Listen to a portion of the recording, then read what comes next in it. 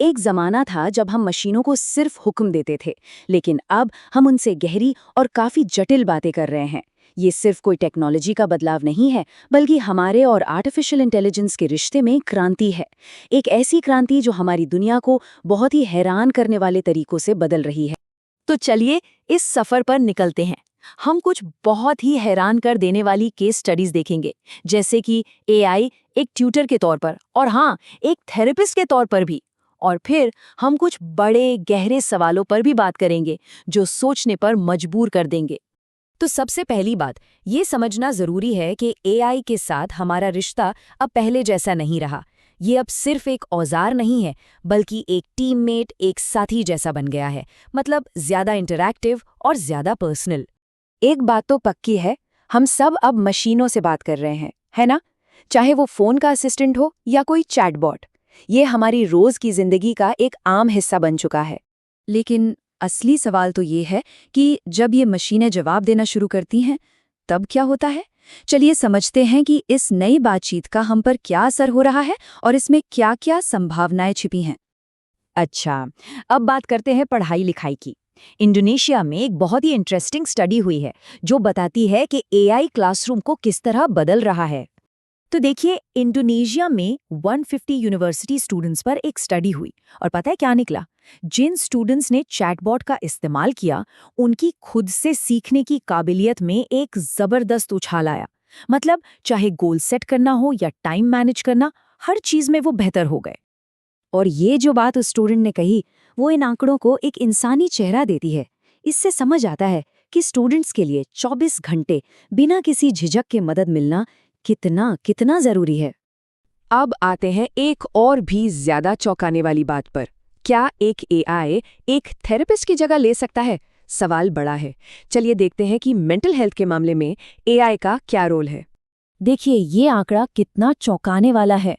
America में 10 में से 4 हाई स्कूल स्टूडेंट्स लगातार उदास या निराश महसूस करते हैं।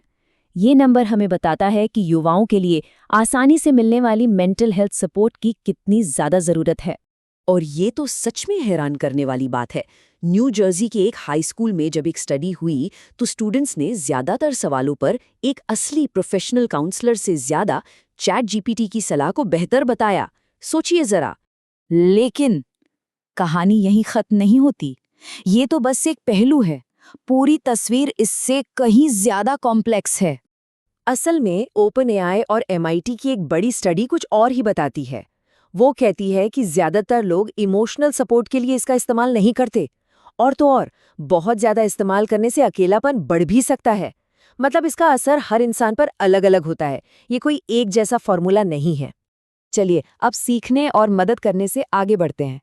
अब देखते हैं कि एआई हमारी क्रिएटिविटी को कैसे ऑटोमेट कर रहा है, या यूं कहें कि उसे एक नया रास्ता दिखा रहा है। ये कहानी है एक रेडिट यूजर की जो सालों से कोशिश कर रहा था कि वो लगातार कुछ क्रिएटिव पोस्ट करे, लेकिन कर नहीं पा रहा था। फिर उसने कुछ ऐसा किया जिससे सब बदल गया। तो उसने किया क्या?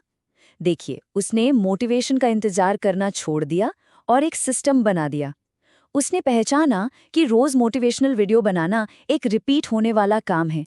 बस फिर उसने एक स्क्रिप्ट लिख दी जो अपने आप कोट्स, म्यूजिक और बैकग्राउंड के साथ वीडियो बनाकर पोस्ट कर देती थी। और नतीजा, वो चीज जो वो सालों से नहीं कर पा रहा था, अब रोज हो रही थी।